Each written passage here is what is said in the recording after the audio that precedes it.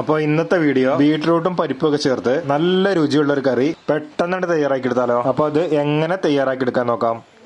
അതിനായിട്ട് ഒരു 3 ബീട്രൂട്ട് തൊലിയൊക്കെ കളഞ്ഞ് കഴുകി വൃത്തിയാക്കി എടുത്തിട്ടുണ്ട്. ഇനി നമുക്കൊന്ന് അരിഞ്ഞെടുക്കണം.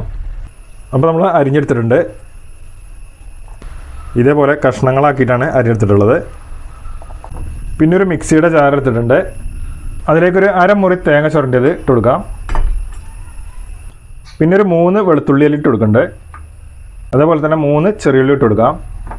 ഒരു 3/4 ടീസ്പൂണോളം ജീരകം ഇട്ട് കൊടുക്കുന്നുണ്ട്. ചെറിയ ജീരകം, നല്ല ജീരകം എന്നൊക്കെ പറയുമല്ലോ. ഇനി ഇതിലേക്ക് അരയാൻ ആവശ്യമായ വെള്ളം ഒഴിച്ച് കൊടുക്കാം. പിന്നെ ഒരു 4 കാന്താരി മുളക് ഇതിലേക്ക് ഇട്ട് കൊടുക്കുന്നുണ്ട് കേട്ടോ. ഇതില്ലെങ്കിൽ ഒരു പച്ചമുളക് ഇട്ടാലും മതി. കാന്താരി മുളക് ഇട്ടാൽ നല്ലൊരു ടേസ്റ്റ് ആവും ഇതിന്. ഇനി ഇത് നന്നായിട്ടുണ്ട് അരച്ചെടുക്കാം. അപ്പോൾ നന്നായിട്ട് അരച്ചെടുത്തിട്ടുണ്ട്. ഇനി ഇത് മാറ്റി വെക്കാം. ഇനി സ്റ്റവ് വെച്ചതിന് ശേഷം ഒരു കുക്കർ വെച്ചെടുത്തിട്ടുണ്ട്. അതിലേക്ക് നമ്മൾ ആദ്യം അരിഞ്ഞു വെച്ച ബീട്രൂട്ട് ഇട്ട് കൊടുക്കുന്നുണ്ട്. പിന്നെ ഒരു 150 ഗ്രാം തൂരപ്പരിപ്പാണ് അത് ഇട്ട് കൊടുക്കാം. ഒരു 2 പച്ചമുളക് നടുകീറിയിട്ട് ഇട്ട് കൊടുക്കുന്നുണ്ട്. പിന്നെ ഒരു 2 ചെറിയ തക്കാളിയാണ് അത് അരിഞ്ഞെടുത്താണ് ഇട്ട് കൊടുക്കാം. ഒരു 1/2 ടീസ്പൂൺ മഞ്ഞൾപ്പൊടി ഇട്ട് കൊടുക്കുന്നുണ്ട്. ആവശ്യത്തിന് ഉപ്പിട്ട് കൊടുക്കാം. 1 ടീസ്പൂൺ ഉപ്പിട്ട് കൊടുക്കുന്നുണ്ട്. ഇനി ഇതിലേക്ക് വേവാൻ ആവശ്യമായ വെള്ളം ഒഴിച്ചു കൊടുക്കാം. ഒരു 1.5 കപ്പോളം വെള്ളം ഒഴിച്ചു കൊടുത്തിട്ടുണ്ട്. ഇനി ഇതൊന്ന് മിക്സ് ചെയ്തെടുക്കാം. ഇനി ഇത് മൂടി വെച്ചിട്ട് ഒരു 4 വിസിലുണ്ട് അടുപ്പിച്ചെടുക്കാം. തീയൊരു മീഡിയം ഫ്ലെയിമിൽ വെച്ചിട്ട്. അപ്പോൾ ഒരു 4 വിസിലടിച്ചാൽ ആ പരിപ്പൊക്കെ നന്നായിട്ടുണ്ട് വെന്ത് കിട്ടും കേട്ടോ. അപ്പോൾ ഏകദേശം ഒരു 4 വിസിലോളം നമ്മൾ അടുപ്പിച്ചെടുത്തു. പരിപ്പും ബീട്രൂട്ടൊക്കെ നന്നായിട്ട് വെന്തിട്ടുണ്ട് കേട്ടോ. കണ്ടോ. ഇനി തീ കത്തിച്ചിട്ട് തീ ഒരു ലോ ഫ്ലെയിമിൽ വെച്ച് കൊടുക്കുക. അതിലേക്ക് നമ്മൾ ആദ്യം അരച്ചു വെച്ച അരപ്പിട് പാർന്നു കൊടുക്കാം കേട്ടോ. ഇനി ജാർന്ന് കുലുക്കിയെടുത്ത വെള്ളമാണ്, ഒരു 1/2 കപ്പ് ഉണ്ടാവും, അത് പാർന്നു കൊടുക്കാം. ഇനി ഇത് നന്നായിട്ടുണ്ട് മിക്സ് ചെയ്തെടുക്കുക. വീട്ടിൽ നമുക്ക് എളുപ്പത്തിൽ തന്നെ ഒരു കറി ഉണ്ടാക്കിയെടുക്കണം എന്നുണ്ടെങ്കിൽ ബീട്രൂട്ട് ഉണ്ടെങ്കിൽ ഇങ്ങനെ ഉണ്ടാക്കിയെടുത്താൽ മതി കേട്ടോ. എളുപ്പത്തിൽ ഉണ്ടാക്കിയെടുക്കാം. അപ്പോൾ നമ്മളെ വീഡിയോ സപ്പോർട്ട് ചെയ്യേണ്ട എല്ലാവരും. ചിലർ ഒന്നും ലൈക്ക് പോലും തരുന്നില്ല കേട്ടോ. ലൈക്കെങ്കിലും തരിക.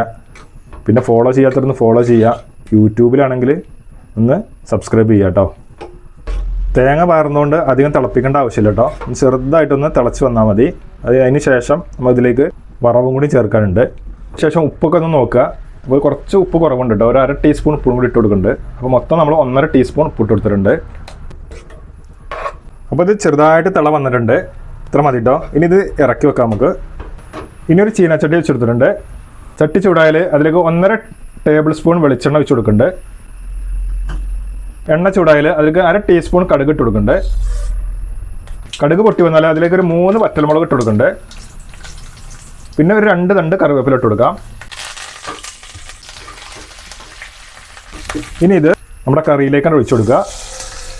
ഇനി ഇത് നന്നായിട്ടുണ്ട് ഇളക്കിയെടുക്കുക. ഇത്രേ ഉള്ളൂ. നല്ല രുചിയുള്ള കറി കേട്ടോ. അത് ചോറിനും അപ്പത്തിനൊക്കെ കൂട്ടി കഴിക്കാൻ പറ്റിയ നല്ല കറിയുണ്ട്. കണ്ടില്ലേ.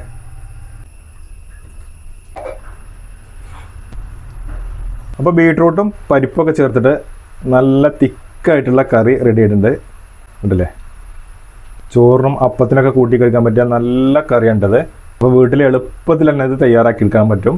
2-3 ബീട്രൂട്ട് ഉണ്ടെങ്കിലേ എളുപ്പത്തിൽ തന്നെ വീട്ടിൽ തയ്യാറാക്കി എടുക്കാം കേട്ടോ. അപ്പോൾ ഇതേപോലെ എല്ലാവരും ഒന്ന് ട്രൈ ചെയ്ത് നോക്കുക. എല്ലാവർക്കും ഇഷ്ടപ്പെടുന്ന നല്ല അടിപൊളി കറിയാണ് കേട്ടത്. അപ്പോൾ വീഡിയോ ഇഷ്ടമായാലും ഒന്ന് ലൈക്ക് ചെയ്യുക, ഷെയർ ചെയ്യുക, കമൻറ്റ് ചെയ്യുക, സബ്സ്ക്രൈബ് ചെയ്യുക. ഫേസ്ബുക്കിലാണെങ്കിൽ ഒന്ന് ഫോളോ ചെയ്യുക. ഇനി പുതിയൊരു വീഡിയോ ആയിട്ട് നമുക്ക് വീണ്ടും കാണാം.